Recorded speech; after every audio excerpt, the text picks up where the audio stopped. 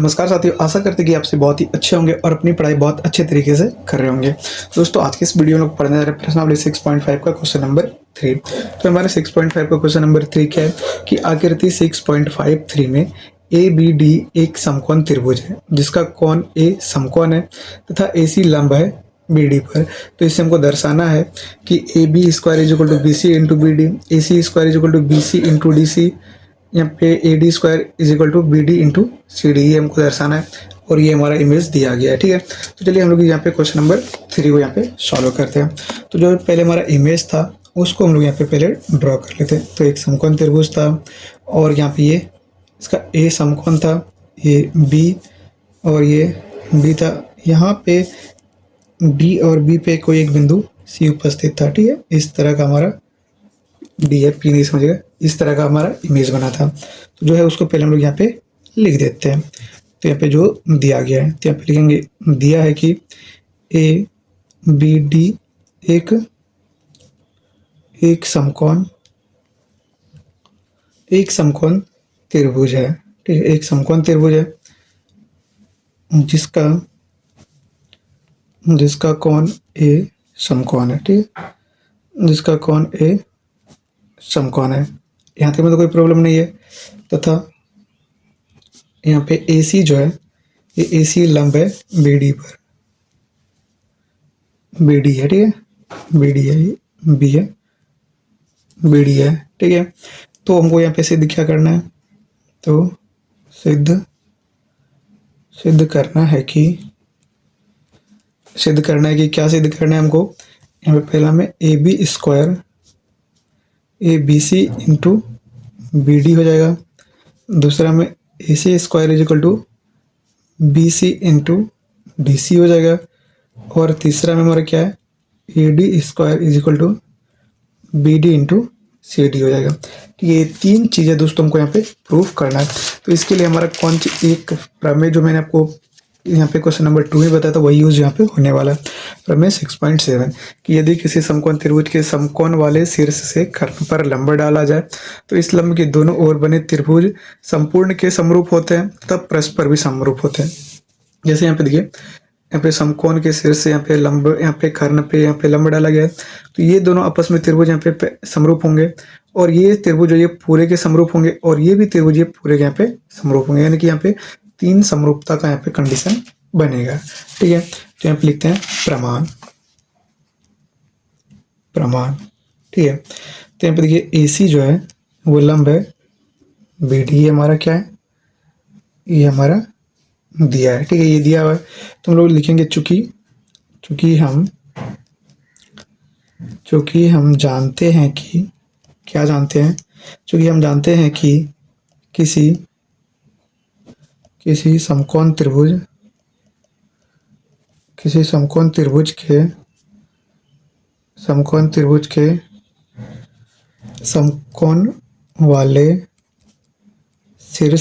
समकोण वाले शीर्ष से कर्ण पर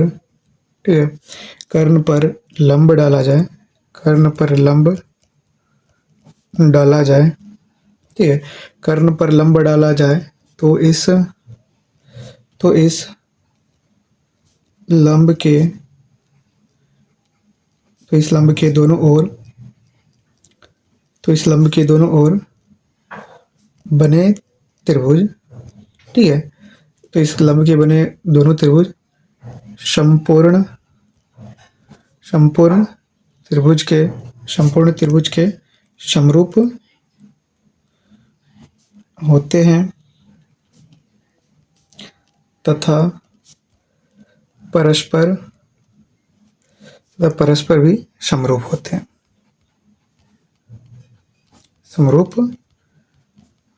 हैं, तो इतना आपको पहले लिखना होगा। इतना लिख देने के बाद हमारे यहाँ पे साफ साफ क्या क्लियर हो जा रहा है, इसमें तो दोस्तों हमारे यहाँ पे क्लियर हो जा रहा है जो त्रिभुज जो है वो ये ए बी डी, ठीक है, ए बी डी है। पहले ए बी सी जो है वो पैरेलल होगा ए बी डी का। ठीक है, ए बी सी पैरेलल नहीं, यहाँ पे समरूप होगा त्रिभुज ए बी डी, इसको इक्वेशन 1 मान लीजिए। फिर ठीक है, और फिर दूसरा बार में क्या हो जाए, ए सी डी जो है ना यहाँ पे ए सी डी या ए बी सी, ठीक है, ए बी सी जो है वो यहाँ पे ए डी सी के भी समरूप हो जाएगा, ठीक है। यहाँ पे देखिए त्रिभुज ए बी सी ये भी समरूप हो जाएगा त्रिभुज ए सी डी। देखिए ये पहला त्रिभुज ये पूरे के समरूप हुआ, फिर ये वाला इसके समरूप हुआ, फिर ये वाला ये भी पूरे के समरूप हो जाएगा। इसको समीकरण 2 मान लीजिए।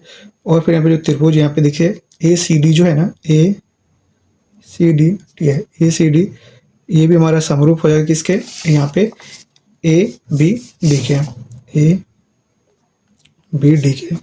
और ये हमारा इक्वेशन 3 हो गया। देख सकते हैं यहाँ पे हम 3 इक्वेशन को यहाँ पे 3 इक्वेशन निकाले, यानी कि तीनों आपस में जो हमारा समरूप होता है वो हम लोग यहाँ पे लिख दिए। यानी कि यहाँ पे देखिए ए बी सी जो है वो पूरे के एक बार समरूप है, फिर ए बी सी दूसरे जो त्रिभुज बने उससे समरूप है, फिर ए सी डी जो है वो पूरा ए बी डी का यहाँ पे समरूप है। तो यहाँ पे 3 हमारा बन गया, ठीक है। अब चलिए बारी बारी से हम लोग यहाँ पे चेक करेंगे, ठीक है। तो पहला हम लोग यहाँ पे लिखते हैं अब, ठीक है, चूंकि त्रिभुज ए बी सी समरूप है त्रिभुज ए बी डी, कहाँ से, समीकरण 1 से।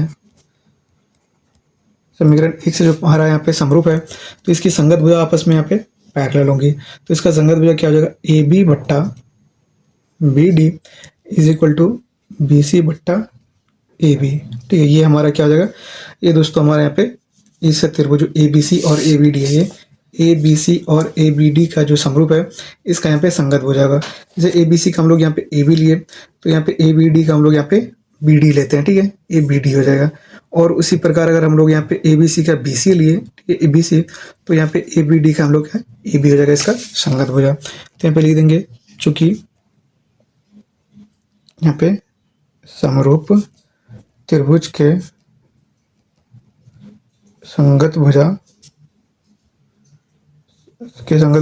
समानुपाती होती है, समानुपाती होती है, ये तुमको पता ही है।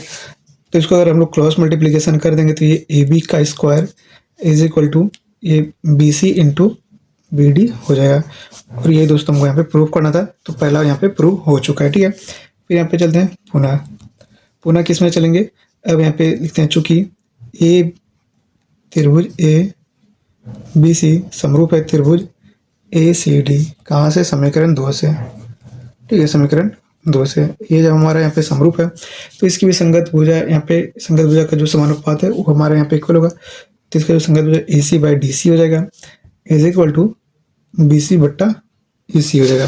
जब इसको हम लोग क्रॉस मल्टीप्लीकेशन करेंगे तो ये भी हमारा A C square is equal to B C into D C हो जाएगा। तो यहाँ पे देख सकते हैं ये भी हमारा प्रूव हो चुका है। और यहाँ पे आपको लिखना पड़ेगा क्या, यहाँ पे समरूप, ठीक है, समरूप त्रिभुज के संगत भुजा समानुपाती होते हैं, ठीक है। इतना लिख देने के बाद यहाँ पे देख सकते 2 हमारा प्रूव हो गया। अब तीसरा के लिए हम लोग दोस्तों नेक्स्ट पेज यहाँ पे हम लोग लेंगे। तो यहाँ पे तीसरा नंबर क्वेश्चन भी देखिए, तीसरा में हमारा क्या करना है, फिर यहाँ पे पुनः लिखिए, फिर यहाँ पे तीसरा में लिखिए, यहाँ पे त्रिभुज ए सी डी यहाँ पे समरूप है त्रिभुज ए बी डी, कहाँ से, समीकरण 3 से, ठीक है, समीकरण 3 से ये हमारा समरूप है। तो इसका जो संगत भुजा क्या हो जाएगा, ये ए डी बट्टा सी डी हो जाएगा is equal to B D बट्टा ए डी हो जाएगा, ठीक है। कैसे, ये चूंकि